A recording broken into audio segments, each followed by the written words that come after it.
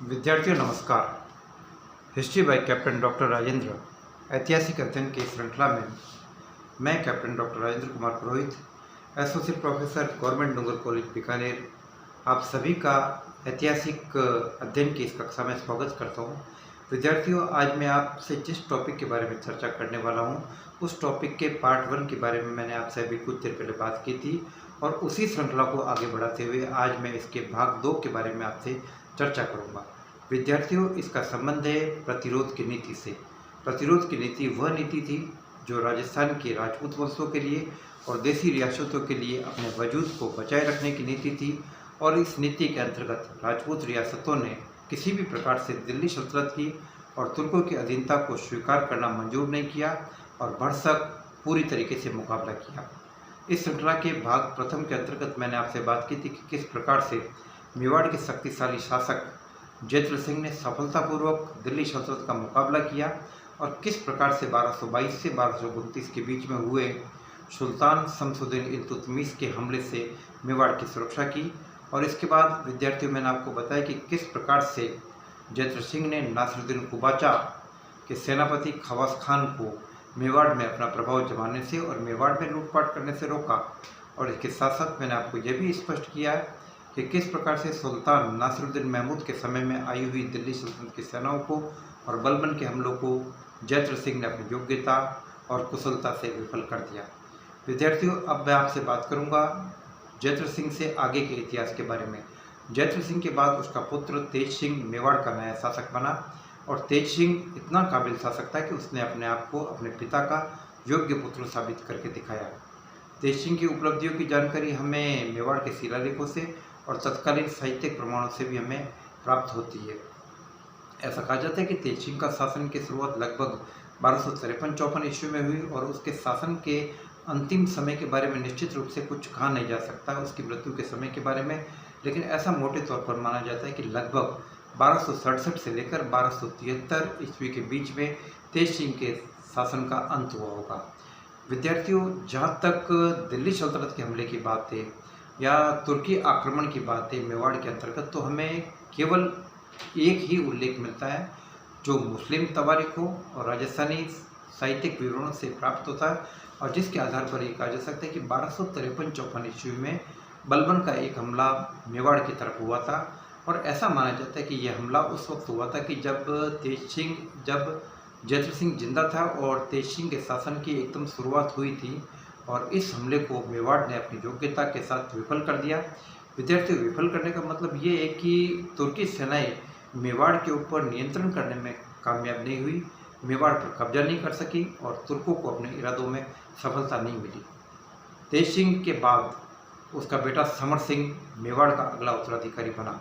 अपने पिता की भांति समर सिंह भी मेवाड़ के शक्तिशाली भूल शासकों में से एक था।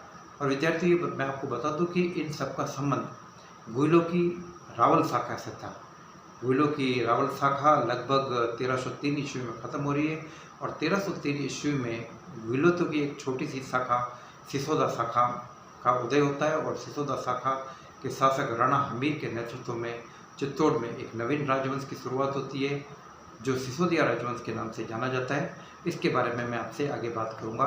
तो अभी आइए विद्यार्थियों, हम बात करते हैं समर सिंह के बारे में। विद्यार्थियों, समर सिंह के बारे में हमें समर सिंह की उपलब्धियों के बारे में जानकारी हमें कई स्रोतों से मिल रही है, जिसके अंतर्गत अभिलेख भी है और जिसके अंतर्गत साहित्यिक प्रमाण भी है। यदि अभिलेखों की हम बात करें तो इसके अंदर रणकपुर शिलालेख भी है और कुंभलगढ़ प्रशस्ति भी है। और यदि साहित्यिक स्रोतों की हम बात करते हैं तो हमारे पास हमीर मदमर्दन नामक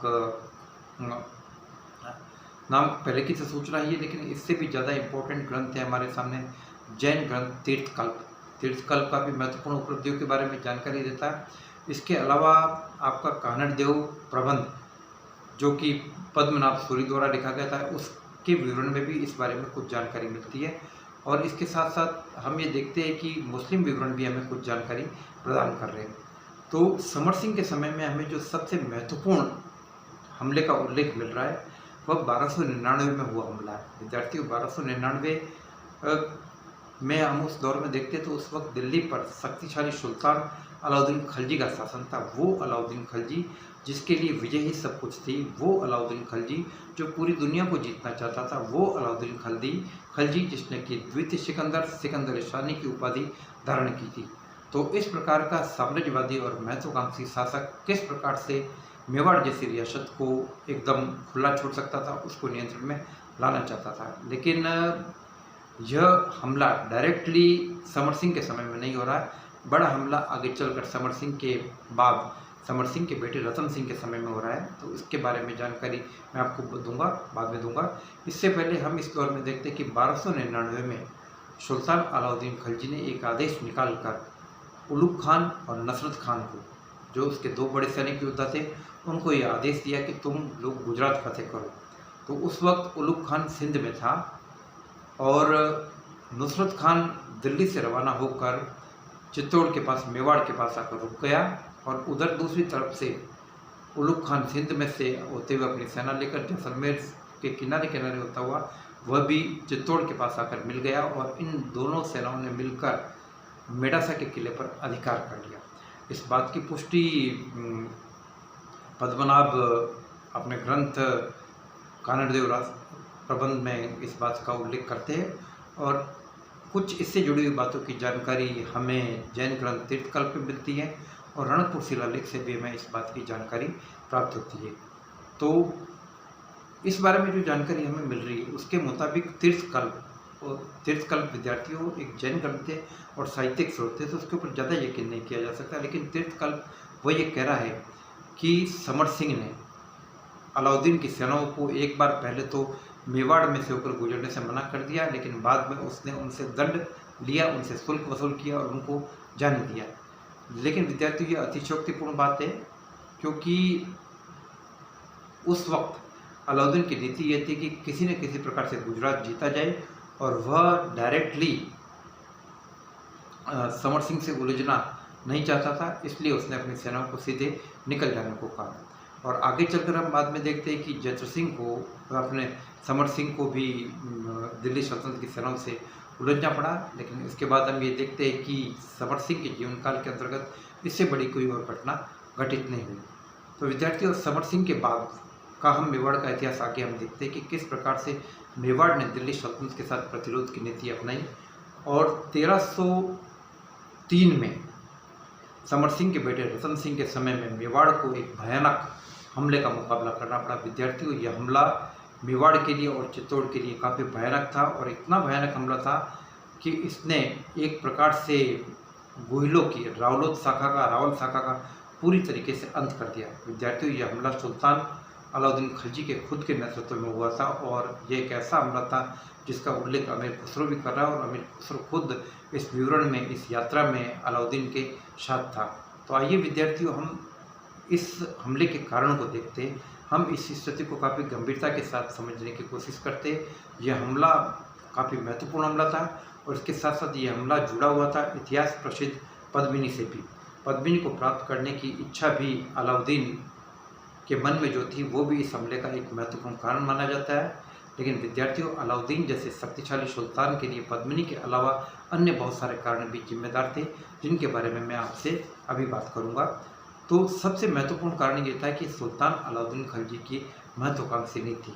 मैंने अभी बताया कि अलाउद्दीन खिलजी उन शक्तिशाली दिल्ली सुल्तानों में से था जो निरंकुशता की नीति की चरम सीमा पर था और उसकी तुलना फ्रांस के सम्राट लुई 14वें से की जा सकती है, जिसका यह कहना था कि आई एम द स्टेट और कोई भी शब्द इसलिए कानून है कि वो मेरे मुंह से निकला हुआ है। तो अलाउद्दीन जैसा शक्तिशाली सुल्तान जो कि विश्व विजय करना चाहता था, जिसने कि सिकंदर शानी की उपाधि धारण की थी, तो वह किसी भी प्रकार से मेवाड़ जैसी रियासत को खुला नहीं छोड़ सकता था। दूसरी बात ये थी कि मेवाड़ का प्रभाव तेजी के साथ बढ़ता जा रहा था, क्योंकि मेवाड़ ने अपने शक्तिशाली शासकों जैत्र सिंह, तेज सिंह और समर सिंह के नेतृत्व में दिल्ली सल्तनत के साथ बड़ी बराबरी की लड़ाई लड़ी और दिल्ली सल्तनत को चुनौती दी। हम ये देख चुके हैं कि किस प्रकार से जैत्र सिंह ने इल्तुतमिश की सेनाओं को चुनौती दी, नासिरुद्दीन कुबाचा के सेनापति खवास खान की सेनाओं को चुनौती दी और इसके साथ साथ बलबन और नासिरुद्दीन महमूद के हमलों का भी इस प्रकार से यहाँ पर मुकाबला किया गया। तो ऐसी स्थिति में मेवाड़ का प्रभाव काफ़ी बढ़ गया था। तो इससे भी अलाउद्दीन काफ़ी नाराज था और वो मेवाड़ को अपने नियंत्रण में लेना चाहता था। तो इस प्रकार की कई कारण जिम्मेदार थे और सबसे बड़ा कारण ये था कि चित्तौड़ की भौगोलिक स्थिति। चित्तौड़ का दुर्ग सामरिक दृष्टि से काफ़ी महत्वपूर्ण दुर्ग था और विद्यार्थियों ये दुर्ग एक ऐसा दुर्ग था जो कि गुजरात जाने वाले रास्ते को सुरक्षित करने की दृष्टि से महत्वपूर्ण था, जालोर के रास्ते की सुरक्षा के हिसाब से महत्वपूर्ण था और साथ ही साथ इस दुर्ग पर कब्जा कर कर दक्षिण की तरफ भी अपने कंट्रोल को अलाउद्दीन काफ़ी मजबूत कर सकता था, नियंत्रण को। इसलिए इस जैसे शक्तिशाली दुर्ग को, जो कि ज़मीन से लगभग काफ़ी ऊंचाई के ऊपर बना हुआ था समुद्र तट से और काफ़ी बड़ी प्राचीरों से घिरा हुआ था, तो इस प्रकार के शक्तिशाली दुर्ग को अलाउद्दीन खिलजी अपने नियंत्रण में लाना जरूरी समझता था।